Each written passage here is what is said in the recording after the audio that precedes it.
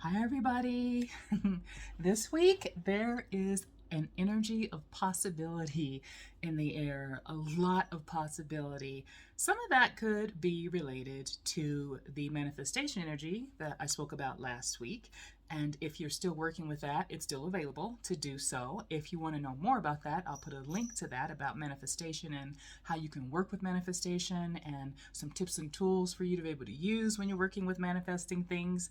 But this possibility energy is something I think that is partly related to that. I also think it's something that's partly related to the switch in the north and south nodes coming up in about 30 days, when we'll be moving into our north node in Aries and our south node in Libra, which is all about what you want and how you want to show up in the world. And so I think this is a good opportunity to start working with that energy as it's starting to come in for us right now, and just recognizing some of the possibilities that are available to us because we've been doing so much work over the last several months, over the last few years. And to add to that, because we've been doing so much work and maybe you've not seen what you thought you would see as a result of it at this point, you might be also feeling just a little bit apathetic, indifferent right now, sort of like, you know what, I don't even care anymore, just forget it. You may be saying things like, whatever, if it doesn't happen, it doesn't happen. And yeah, you may be feeling sort of vacant and sort of apathetic, which also could be an energy that is a prerequisite. I can't talk. A prerequisite to the Aries North Node and Libra South Node switch that's coming up, because we still have to clear some things out in order to truly step into our individuated self, which is part of what that Aries energy is. It's about who you really are and how you want to show up. In order to do that, there may be some underlying things still left for us to clear out. So if you are feeling that apathy, if you are feeling the indifference, if like you don't feel anything, that is an indication that there's something deeper going on that you are actually feeling, but that in the interest of self-protection, you've probably sort of shut down. It's probably what that is. And it's okay, because that's part of our protective mechanism, that it works that way. I just want to encourage you that if that's happening, to do a little bit of a deeper dive and see if you can figure out what the emotion is that is actually behind that apathy. Very often it's something like fear, anger, frustration. Frustration because things haven't turned out the way you thought they would. Fear that they're never going to turn out the way you thought they would. Anger that they haven't turned out the way you thought they would. Or anger because you feel like there's just been this injustice at the way things have turned out or haven't turned out for you. So I would encourage you to do a compassionate inquiry. And I say compassionate because very often part of the reason that we are feeling the apathy is because we are sort of criticizing ourselves or beating ourselves up for feeling anything at all.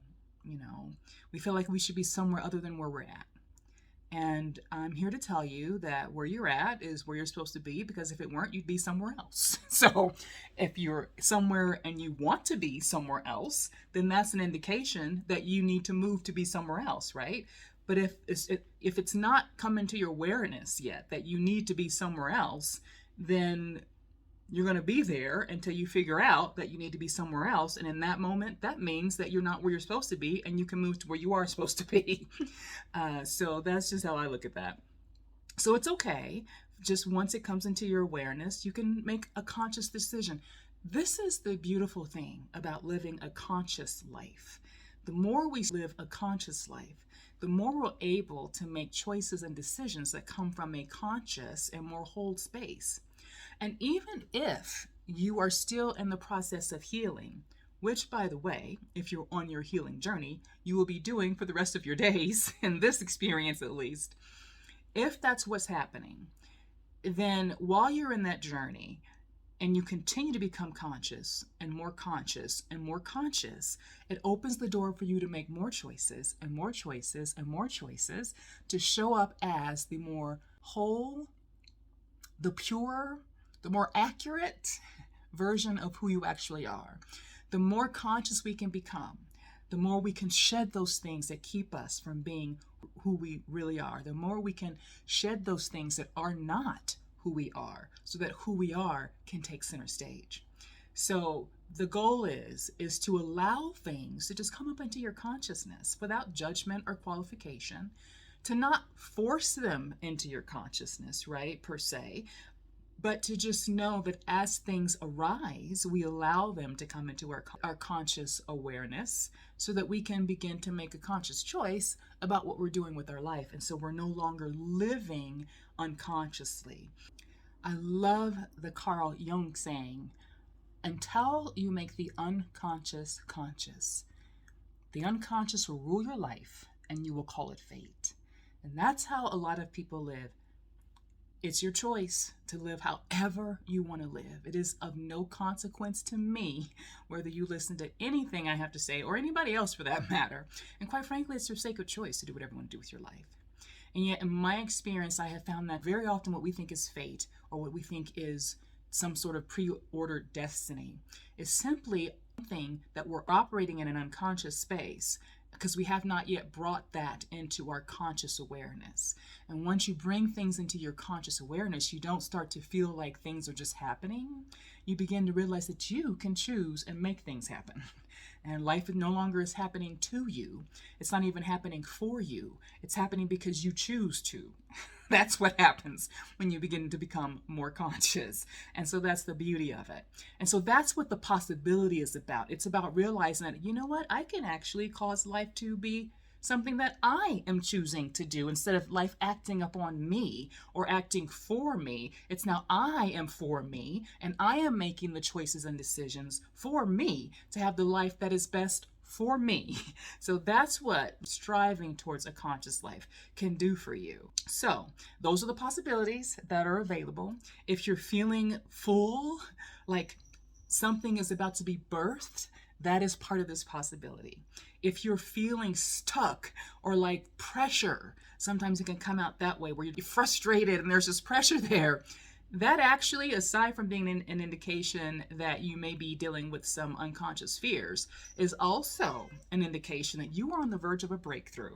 So be encouraged if you're feeling that way. I've been through this so many times now, and I've walked other people through this as well.